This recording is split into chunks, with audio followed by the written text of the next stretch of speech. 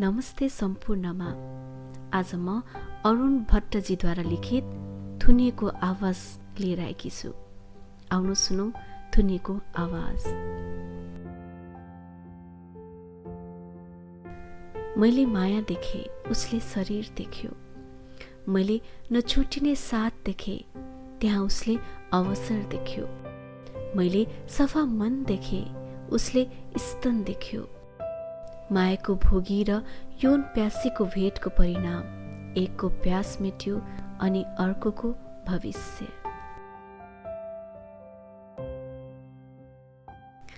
म मायाले मगर, नाम जस्तै माया लाग्ने छे भन्थे छरछिमेक। आफन्तीहरूले पनि हर बखत मलाई फुर्काइराख्थे।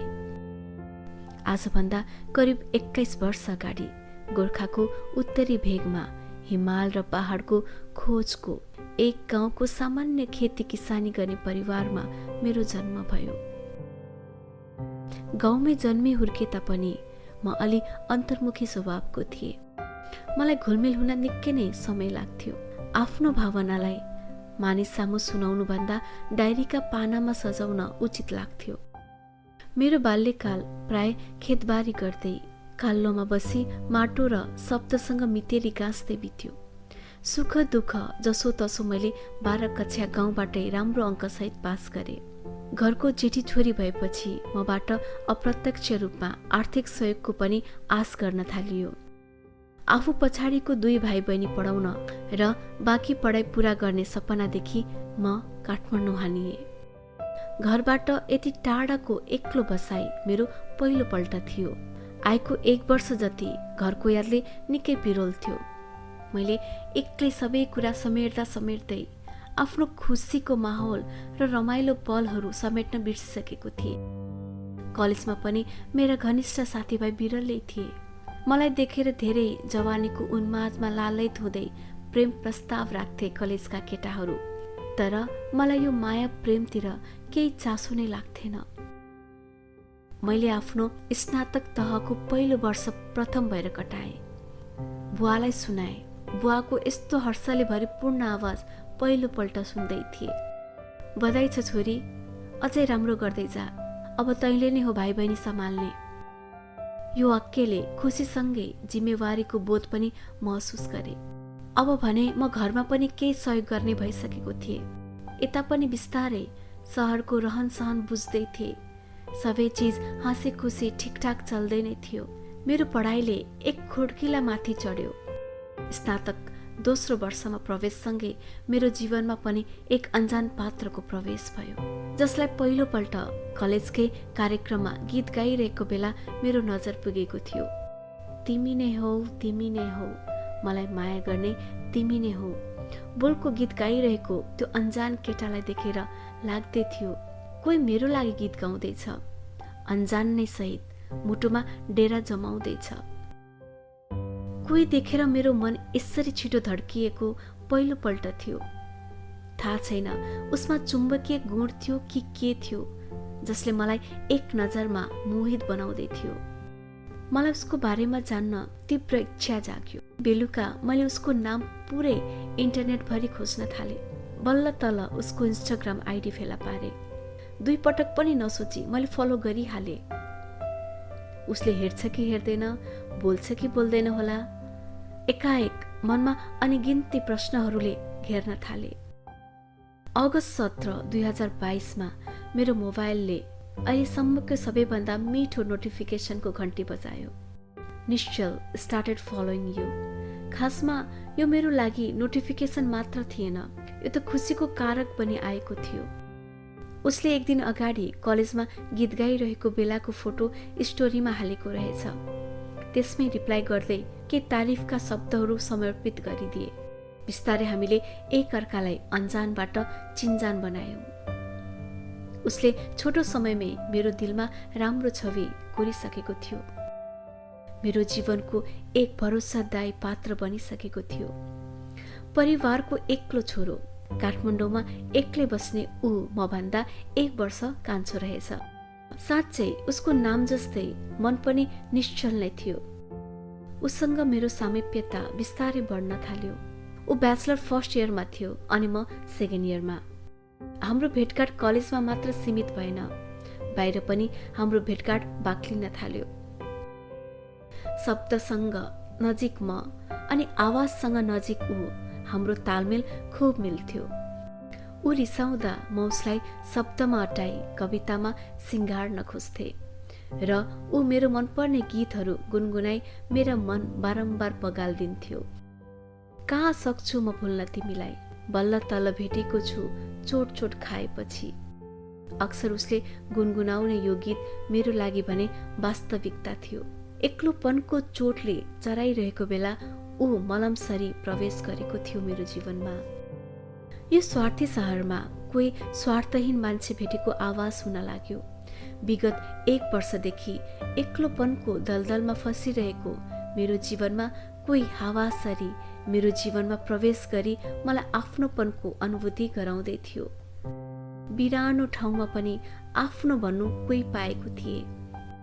थाहा छैन यो माया शब्द थियो या आकर्षण मात्र।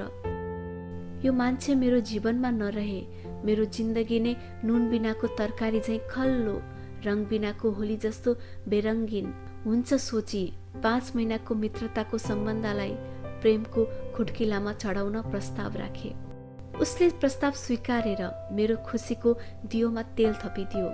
मैले त्यस दिन आफूलाई संसारकै भाग्यमानीको लिस्टमा आफूले आफैलाई पहिलो स्थानमा राखे। उसको म प्रतिको माया र स्नेह देखेर आफूलाई नै ऊ भित्र पाउन थालिसकेको थिए। हामी प्राय भविष्यका सपना बुन्दै चिया पसलमा चियाको चुस्की लिन्थ्यौं। पशुपतिनाथमा आरती हेर्दै मायाको साथमा मन शान्ति बनाउँथ्यौं। संक्षिप्तमा भन्नुपर्दा हामी एक अर्काको परिपूरक बनिसकेका थियौं। जब उसको यादले सताउँथ्यो तब उसले पहिलो भेटमा दिएको पछ्यौरी सुमसुमाउँदै उसको स्पर्श महसुस गर्थे। अहिलेको युगमा पनि ऊ जस्तो प्रेमी पाउँदा दङ्ग पर्दै लुटपुटिन्थे उसकै प्रेमले भरिएको न्यानो अङ्गालोमा। चरोले बचेरोलाई आफ्नो छत्रछायामा बचाइराखे झै हरेक समस्या र दुःखबाट ऊ मलाई बचाइराख्थ्यो। मेरो प्रार्थनाको ऊ एक अभिन्न हिस्सा थियो। मेरो रचनाको एक नछुट्टिने किस्सा थियो। उसले एक दिन फोन गरेर मलाई कलेजको केही काम छ भन्दै आफ्नो कोठामा बोलायो।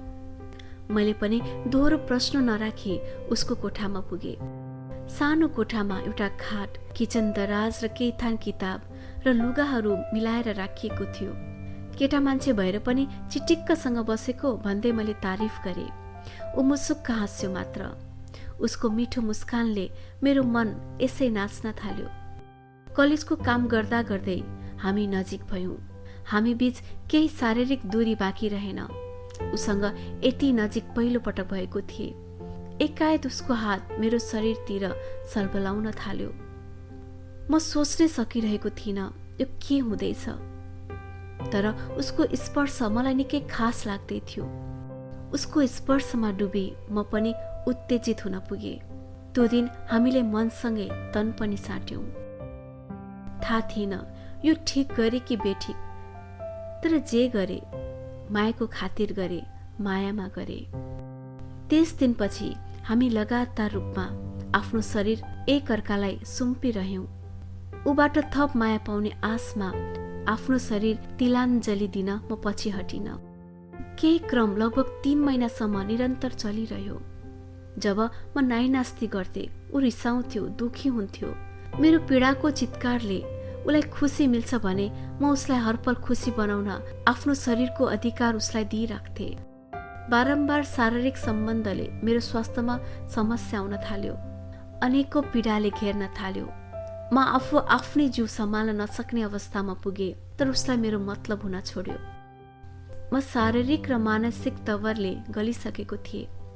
मेरो शरीर लुच्ने उसले मेरो पीडादायी रोदन पनि सुन्न सकेन। म एक्लै आफ्नो स्वास्थ्य अवस्था बुझ्न अस्पताल गए र आफ्नो समस्या बताई केही चेक जाँच गरे। रिपोर्ट नआउन्जेल मनमा अनेक पीडा र शङ्काले ढ्याङ्ग्रो ठोकिरहेको थियो। रिपोर्ट आयो। रिपोर्ट देखेर मेरो ज्यानले ठाउँ छोड्यो। आफू ज्वालामुखीमा खसे जस्तो भए। अस्तिसम्म भाग्यमानी ठान्ने म अहिले आफूले आफूलाई भाग्य फुटेको अभागीको दर्जा दिए। मलाई असुरक्षित यौन सम्पर्कबाट लाग्ने गम्भीर रोग लागेको थियो। रिपोर्ट लिएर म कुन हालतमा कोठासम्म पुगे पत्तो पाइन। मेरो मतलब हुन छाडे पनि यस्तो हालतमा त मलाई सहयोग गर्छ कि भन्ने आशमा उसलाई फोन गरेर सबै कुरा सुनाए, तर उसको जवाफले मलाई जिउँदै मारिदियो। अचानोमा टुक्रिने मासु सर मेरो मुटु टुक्रा टुक्रा भयो। कोसँग के गर्दै हिँड्छस् अनि मलाई फोन गर्छस् भन्दै मलाई उल्टै मुख छाडी हकार्न लाग्यो। त्यही म रुँदै कराउँदै उसको मायाको भिख मागिरहे। कस्तो दुर्गति! मेरो सानोमा सबको माया पाउने म अहिले आफ्नै नामको भिख माग्दै थिएँ। मलाई निकै गाह्रो भयो। जसलाई आफ्नो सम्पूर्ण समर्पित गरे उसैबाट यस्तो वचन सुन्दै थिए। म यो पीडा सहन सक्दिन सोचे। आफ्नो ज्यान त्याग्नुभन्दा अरू कुनै विकल्प देखिन। मेरो माया मारियो, विश्वास टुटाइयो। आफूलाई झुन्डाउन उसले नै दिएको पछ्यौरी गलामा फन्को मार्दै गर्दा मलाई एक फोन कलले रोक्यो। हेरे बुवाको फोन थियो। सोचे अन्तिम पटक बोल्छु। फोन उठाए। फोन उठाएपछि बुवाको सुक्क सुक्क गरेको आवाज कानमा पर्यो। म यसै निशब्द भए। बुवा एकतर्फी बोलिरहे। नानी, तेरो आमा बिरामी परी छ। केही पैसा छ भने पठान बा, आमालाई बचाउनु पर्यो। यो वाक्यले एकछिन मौन भए र मौनतामै मैले होस गुमाइढले। बिउजेपछि वरिपरि हेर्दा लुटिएकी म, लुसिएकी म र आफूले आफूलाई मासुको थुप्रो मात्र देखे, जसमा सास त थियो तर जीवन थिएन। यहाँ आफ्नो हालतले प्राण त्याग्नु जस्तो भएको थियो। उता आमाको जीवन बचाउन मैले आफ्नो प्राण त्याग्ने निर्णय त्याग्नै पर्यो।